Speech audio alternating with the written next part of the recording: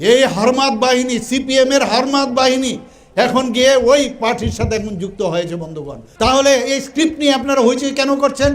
আপনারা সেই রোমান স্ক্রিপ্টের কেন দাবি করছেন? বিদেশের স্ক্রিপ্ট কেন আনছেন? ইন্ডিজিনাস স্ক্রিপ্ট আপনাদের বানাতে হবে, আদারওয়াইজ কোনো অবস্থায় যা খুশি করতে পারো, কিন্তু কোনো অবস্থায় সেটাকে আমরা অ্যাকসেপ্ট করবো না বন্ধুগণ। এডিসি আগামী দিন কি হতে যাচ্ছে, 28 আমি আবার ওনাদেরকে হুঁশিয়ারি করে বলছি, এই আশায় আপনারা থাকুন। এখন 10টা সিট আছে, আগামী দিন 10টা তো থাকবেই না, আপনাদের কোথায় হবে মাইক্রোস্কোপ দিয়ে আপনাদেরকে দেখতে হবে বন্ধুগণ। এখানে আমার পূর্ববর্তী বক্তা বলেছেন যে new ADC, new India, new Tripura, new ADC আগামী দিন আমরা করব, সেটা আজকে কিন্তু এখানে বসে আমরা অঙ্গীকার করতে হবে বন্ধুগণ। জনজাতিদের যা যা সমস্যা আছে আমরা পয়সা দেব, আমরা টাকা দেব, আমি অন্যদের মাধ্যমে কেন দেব? আমরা ডাইরেক্ট কেন দেব না?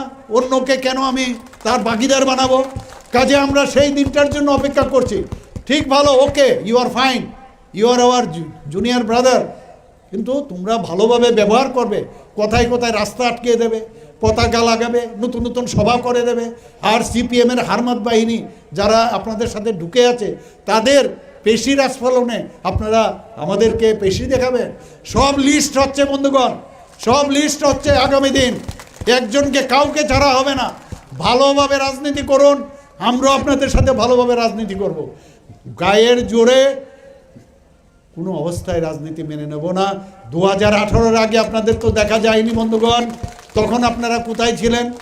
2018-তে মাননীয় প্রধানমন্ত্রীজি, ভারতীয় জনতা পার্টি যে সরকার প্রতিষ্ঠিত হয়েছিল, তখন তো আপনারা কোথাও ছিলেন না। এই যে এত দাবি দাওয়া স্ক্রিপ্টের নিয়ে এত সমস্যা, এখানে আপনারা যারা চাকমা সম্প্রদায়ের আছেন, আপনাদের নিজস্ব স্ক্রিপ্ট আছে। তাহলে এই স্ক্রিপ্ট নিয়ে আপনারা হইচই কেন করছেন? আপনারা সেই রোমান স্ক্রিপ্টের কেন দাবি করছেন? বিদেশের স্ক্রিপ্ট কেন আনছেন? আপনারা যদি রোমান স্ক্রিপ্টের আপনারা দাবি করেন, সেটা যে 8 শিডিউলে সেটা কিন্তু অ্যাকসেপ্ট করবে না। ক্লিয়ার কাট লেখা আছে যে ফরেন স্ক্রিপ্ট ওখানে অ্যালাউ হবে না। যখন আমরা বলি যে এটা তো হবে না, বলে ঠিক আছে দরকার নেই 8 শিডিউলে, মিনিমাম 7 শিডিউলে করুন। মানে যখন কোনো কিছু বলি ওটাকে পাল্টিয়ে কিছু না কিছু বলে দেয়। আমি বললাম যে আপনারা নিজের নেক্সট যে জেনারেশন, তাদেরকে কি জবাব দেবেন? এত বিদ্বান ব্যক্তি আপনাদের মধ্যে রয়েছে, তাদের মাধ্যমে নিজেরা স্ক্রিপ্ট তৈরি করুন। আপনারা নিজেরা ইন্ডিজেনাস স্ক্রিপ্ট তৈরি করে আপনারা আপনাদের ছেলে মেয়েদের দিন, আপনারা সারা জীবন মনে রাখবে।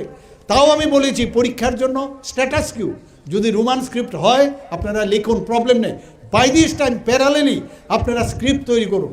আপনারা যদি সেই বাংলাকে যদি অসুবিধা হয়, নো প্রবলেম, আপনারা হিন্দিতে কথা বলেন, অথচ আপনারা দেবনাগরী নেবেন না, আপনাদের অসুবিধা, সেটাও ভালো।